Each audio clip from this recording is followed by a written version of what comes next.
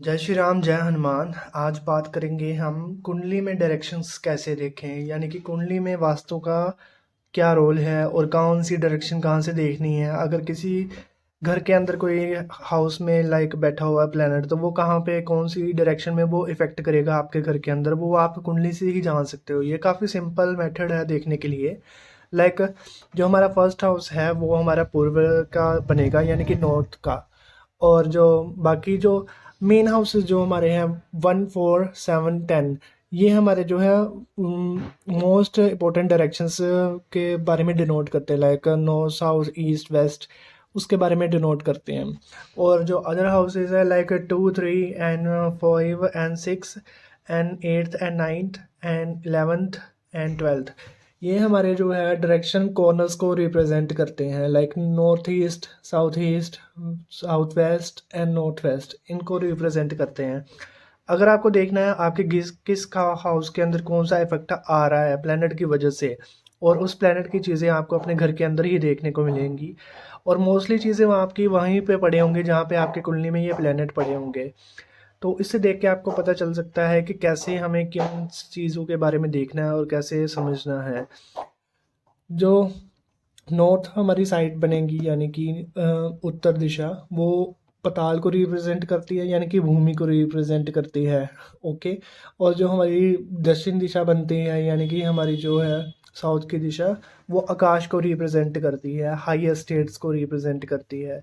और इसलिए कहा गया आकाश अपने काम को ऊपर पहुंचाने के लिए, हाई स्टेट्स में ले जाने के लिए, तो वहाँ पे आकाश यानी कि हाईयर्स, यानी कि स्काई हैंड्स, वहाँ पे पहुँचाने के लिए इस दिशा को चुना गया है कि दक्षिण दिशा में अगर कोई प्लेनेट बैठा हुआ है, देन इस केस में वो काफ़ी अच्छा इफेक्ट करेगा और पर्सन को काफ़ी हाइट्स देगा उसके बिजनेस के अंदर, क्योंकि ये ऊंचाई का एक तरह से रिप्रेजेंट कर रहा है। और उत्तर दिशा में अगर कोई प्लेनेट बैठा है, ये भूमि और पताल भी कहा गया है, क्योंकि ये मदर हाउस भी बोला गया है, फोर्थ हाउस को। और वो इसलिए बोला गया कि जो भूमि है वो हर एक चीज़ को लाइक अब्जॉर्ब करके रखती है, हर एक चीज़ को पकड़ के रखती है। और काफ़ी हम्बलनेस और जो ट्रस्टीनेस देखी गया वो इस डायरेक्शंस के अंदर देखी गया, उत्तर दिशा के अंदर। इसलिए काफ़ी बेनिफिट भी माना गया है इस चीज़ को, पताल की दिशा माना गया है। नॉर्थ ईस्ट यानी कि हमारे फाइनेंशियल गेन्स की जो है कह सकते हैं आप कि डायरेक्शन है फाइनेंशियल गेन्स की, और स्ट्रगल्स की भी कह सकते हैं आप, स्ट्रगल्स और या फिर लाइफ में ट्रैवल्स वगैरह की जो दिशा है वो हमारी नॉर्थ ईस्ट मानी गई है। और सेकंड हाउस से देखा गया है हमारा लाइक मंदिर वगैरह कह सकते हैं, मेडिटेशन स्टेट्स कह सकते हैं आप। तो ये सारी चीज़ें हमारी सेकंड हाउस से देखी गई हैं।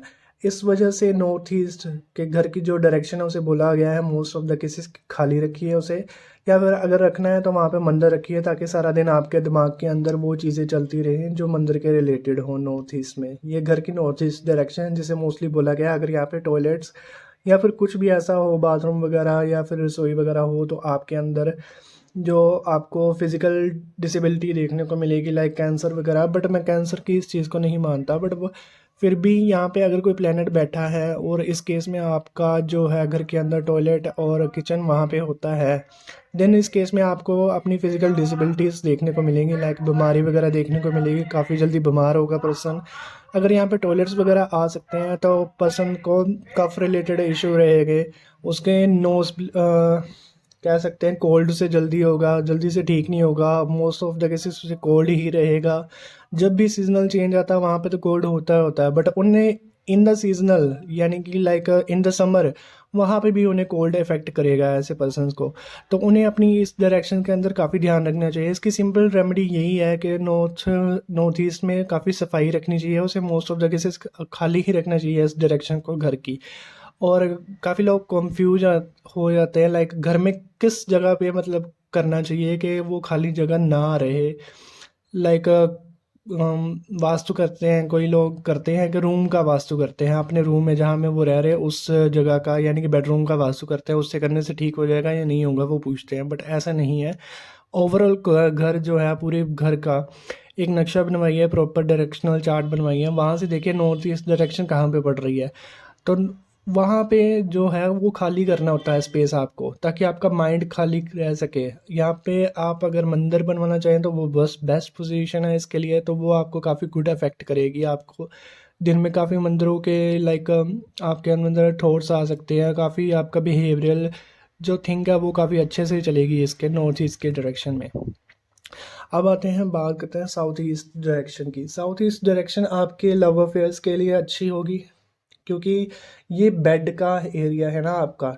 12th हाउस आपका बेड, यानी कि आपके स्लीपिंग हैबिट्स, आपकी जो लाइफ की एनर्जी कह सकते हैं, या फिर मैरिड लाइफ की जो लाइफ होगी वो आपकी ये 12th हाउस से देखी जाएगी। और साउथ ईस्ट डायरेक्शन इसके लिए बेस्ट पॉसिबल कह सकते हैं डायरेक्शन है। अग्निकोण यानी फाइनेंशियल गेन्स, आपके फ्रेंड्स और स्पाउस बेड्स, सो इसके रिलेटेड जो डायरेक्शन वो साउथ ईस्ट को दी गई है। और अगर यहाँ पे आप चाहते हो कि आपकी ये अच्छे से वर्क करे, आपको गुड इफ़ेक्ट्स देखने को मिले अपनी लाइफ के अंदर, आपकी सेक्सुअल लाइफ के अंदर, या फिर आपके फ्रेंड सर्कल के अंदर, तो इस केस में आप ये कर सकते हो को यहाँ पे कृष्ण राधा जी की मूर्ति लगा सकते हो, या फिर पिक्चर्स लगा सकते हो इस डायरेक्शंस के अंदर, ताकि ये अच्छे गुड इफ़ेक्ट करे। या ऐसी फ़ोटोज़ लगा सकते हो जो आपको खुशी दे, इमोशनल स्टेबिलिटी दे। तो इस हाउस के लिए ये काफ़ी अच्छे से वर्क करता है। देन साउथ वेस्ट की डायरेक्शंस में, अब साउथ वेस्ट की डायरेक्शंस तो मोस्टली यही बोला गया है कि वहाँ पे कुछ नहीं होना चाहिए, वहाँ पे काफ़ी बुरा इफेक्ट करती हैं चीज़ें। बट ऐसा नहीं है, वहाँ पे वेस्टेज की चीज़ें रखने से भी कहते हैं कि काफ़ी ख़राब होता है। तो मैं सिंपल बता रहा हूँ, काल पुरुष की कुंडली में भी ये है, अगर जो वास्तु पुरुष है उसे बिठाया जाए तो सिर उसका इधर होगा और पैर उसके इधर होंगे।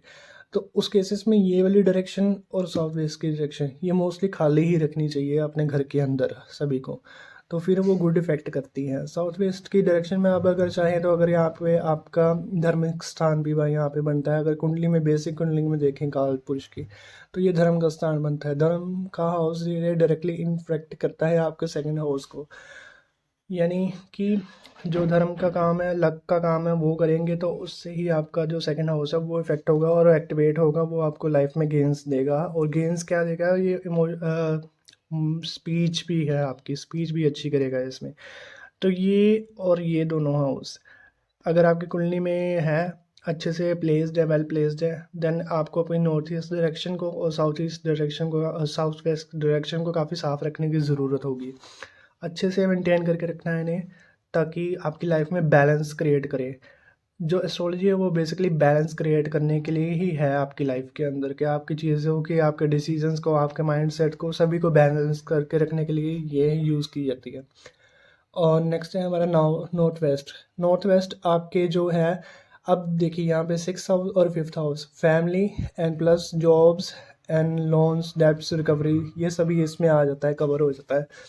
अगर किसी का लॉ केस चल रहा है, कोई चल रहा है किस चीज़ के रिगार्डिंग, तो यहाँ पे 6th हाउस इफेक्ट होगा। यानी कि घर की अगर नॉर्थ वेस्ट की साइज लाइक ख़राब होगा उसकी साइड में कुछ, तो उस केस में क्या इशू क्रिएट होंगे, एक तो होगा उसकी फैमिली में इशू क्रिएट होगा, दूसरा उसके जो लाइफ में जॉब्स के रिलेटेड, डेब्ट्स, लोन्स, उसके रिलेटेड इशू क्रिएट होगा। मोस्ट मैंने इसमें इफ़ेक्ट दे दिया है कि लोन के रिलेटेड जो है उन लोगों का काफ़ी इफ़ेक्ट क्रिएट हो जाता है, उन्हें काफ़ी प्रॉब्लम्स आती है लोन्स के रिलेटेड, वो चुका नहीं पाते।